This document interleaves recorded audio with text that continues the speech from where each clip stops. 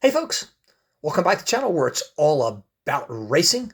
Today I thought we'd take a look at, I pulled one of the Formula One cars that I've had brand new, shrink wrapped and everything. I've been sitting on it for months just because I've been going through a lot of other cars and I don't know, I kind of lost interest in Formula One for a little while as I was getting back in the sports car season.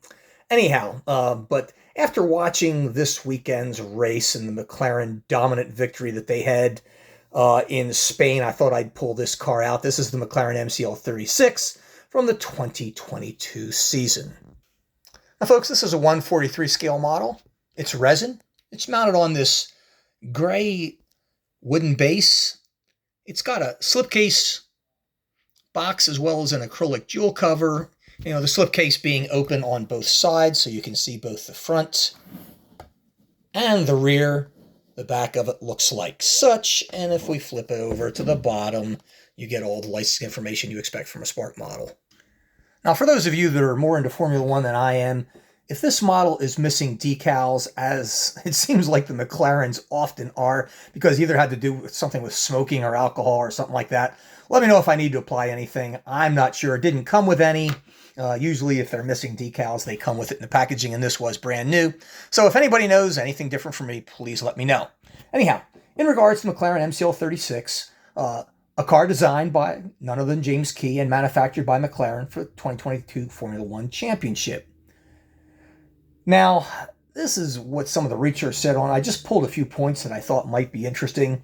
It noted that the car was considered to exhibit conventional and unambitious engine packaging, i.e. they said it was tight.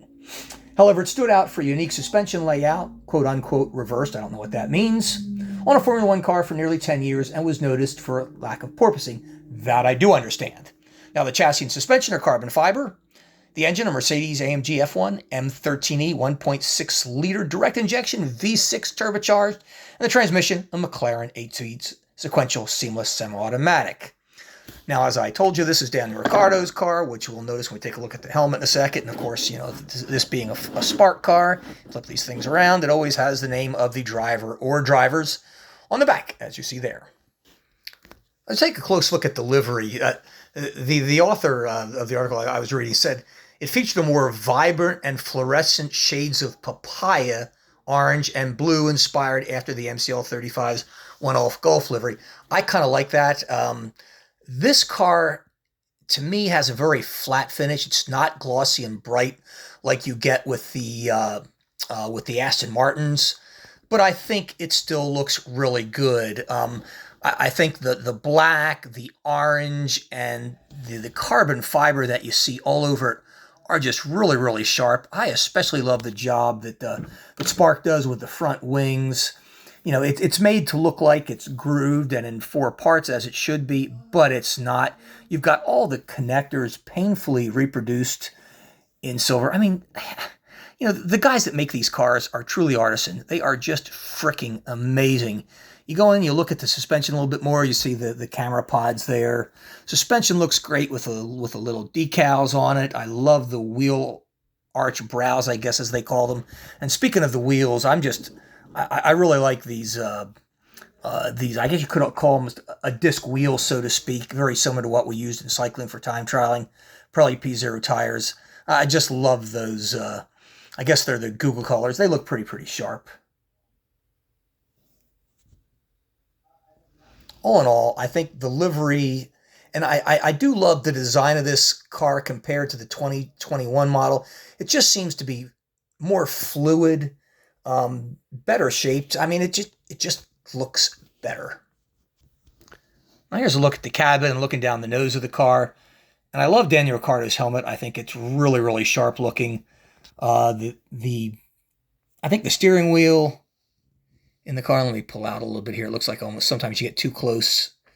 I think the steering wheel just looks really, really sharp. There you go. Now you can see it a little bit better. I just love Daniel Ricciardo's helmet with the I guess you could call it the papaya with shades of green and purple. I mean, I just think it looks really, really good.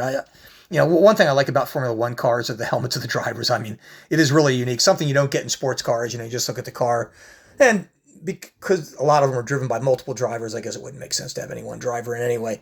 But anyhow, there's a cool look at the side pod, and I noticed compared to the MCL35 of the previous year, it's much further up. You know, the MCL35, I think side pod kind of started here. But as I mentioned, this car just seems to flow a whole lot better. It looks better. Everything from the air intake for the engine up there. It kind of lacks the fin that the MCL35 had going back that way, which I think does look a whole lot better. The floor is also very, very simple. The MCL35 had all this crap kind of stacked up. I don't even know what the heck it was. I'm sure there's some name for it, barge board perhaps or something like that. But anyhow, those of you that know more about Formula One can fill me on that in the comments. I would appreciate it. And as we take a look and we go towards the rear, it just looks really, really sharp. One thing I did notice was of particular interest is take a look at the exhaust. It's blue. I didn't notice that until I pulled this out of the box, literally about 10 or 15 minutes before doing this video.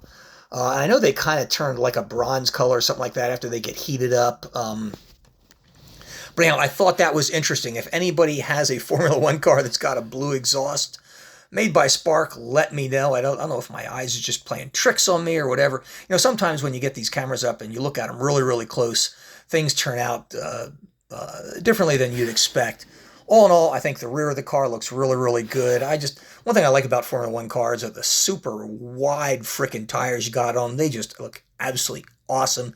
That menacing exhaust sticking out the back looks really good. And I really love the rear wings. I think they just look super sharp. And the DRS arm there looks really, really good. And again, you can see that blue exhaust sticking out. And as I pull back here, get a closer look at that. Anyhow, well, that kind of wraps this up. Hope you've enjoyed the video. See you next time. Take care.